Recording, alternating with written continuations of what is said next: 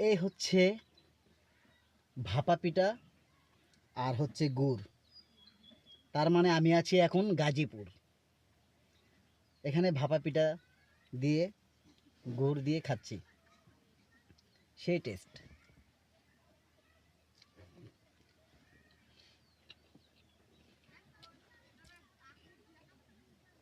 আপনাদের যদি কারো খাওয়ার ইচ্ছে থাকে, আমি হয়তো খাওয়াতে পারবো না, তো অবশ্যই বাসায় বানাবেন, বানিয়ে খাবেন, দেখবেন এটার স্বাদ বা টেস্টটা অন্যরকম, যা অনুভব করছি আমি।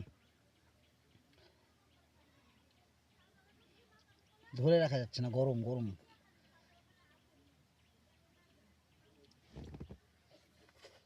হুম, এর স্বাদটাই হচ্ছে অন্যরকম।